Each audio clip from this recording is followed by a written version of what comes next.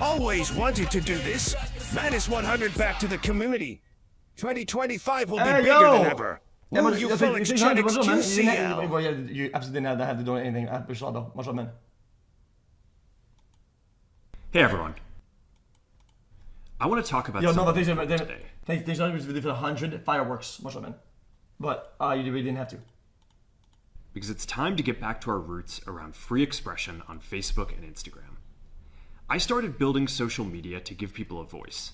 I gave a speech at Georgetown 5 years ago about the importance of protecting free expression, and I still believe this today. But a lot has happened over the last several years. There's been widespread debate about potential harms from online content. Governments and legacy media have pushed to censor more and more. A lot of this is clearly political, but there's also a lot of legitimately bad stuff out there. Drugs, terrorism, child exploitation. These are things that we take very seriously, and I want to make sure that we handle responsibly. So we built a lot of complex systems to moderate content. But the problem with complex systems is they make mistakes. Even if they accidentally censor just 1% of posts, that's millions of people. And we've reached a point where it's just too many mistakes and too much censorship. The recent elections also feel like a cultural tipping point towards once again prioritizing speech. So we're going to get back to our roots and focus on reducing mistakes, simplifying our policies, and restoring free expression on our platforms. More specifically, here's what we're going to do. First, we're going to get rid of fact checkers and replace them with community notes similar to X, starting in the US. After Trump first got elected in 2016, the legacy media wrote non-stop about how misinformation was a threat to democracy.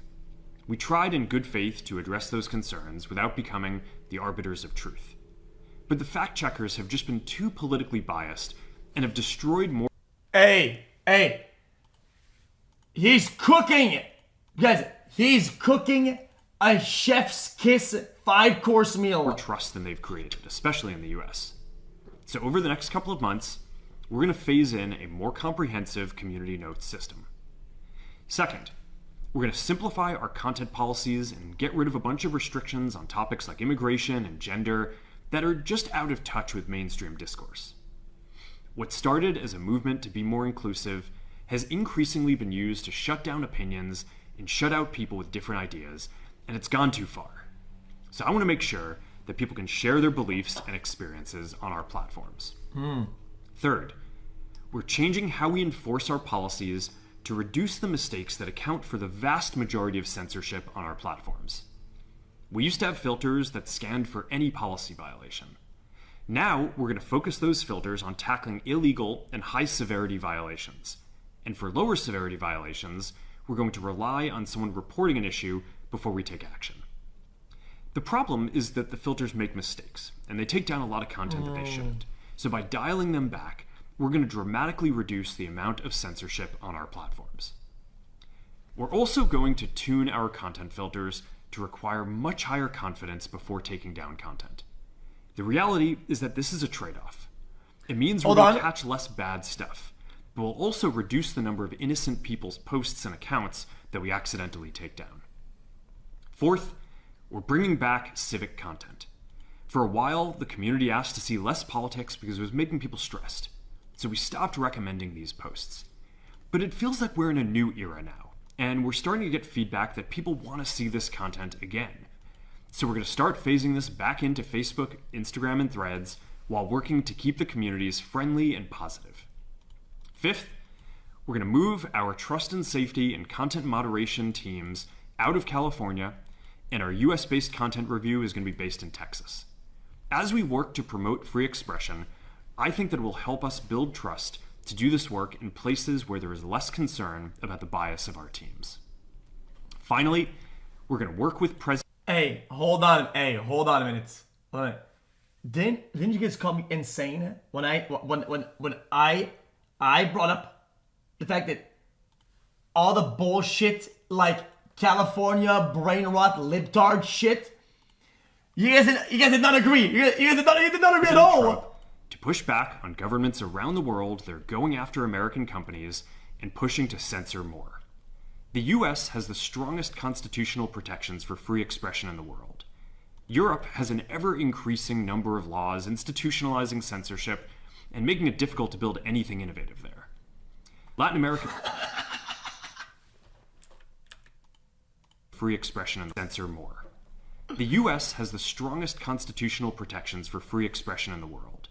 Europe has an ever-increasing number of laws institutionalizing censorship and making it difficult to build anything innovative there. True.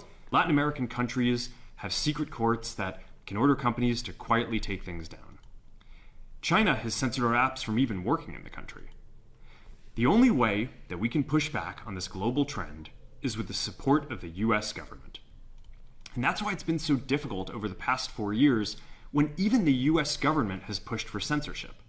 By going after us and other American companies, it has emboldened other governments to go even further. True. But now we have the opportunity to restore free expression, and I am excited to take it. It'll take time to get this right, and these are complex systems. They're never going to be perfect. There's also a lot of illegal stuff that we still need to work very hard to remove. But the bottom line is that after years of having our content moderation work focus primarily on removing content, it is time to focus on reducing mistakes, simplifying our systems, and getting back to our roots about giving people voice. I'm looking forward to this next chapter. Stay good out there. Smart. Smart. I don't mind it. Okay, hold on. So that's something I want Facebook and it to be like X, because X is kind of a disaster.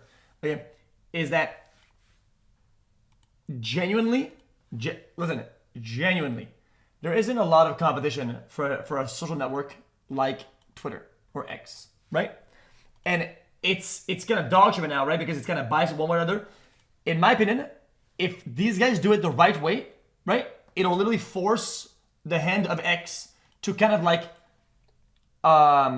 recurve their system a little bit because of competition. Isn't that a good point though? Isn't that a good point though?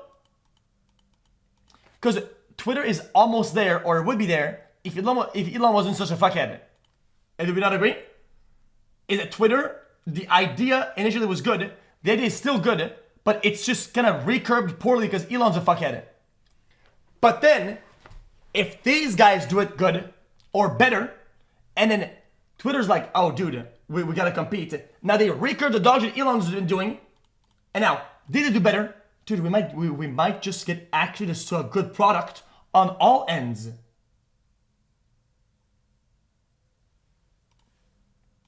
Thoughts? I'm wrong, apparently.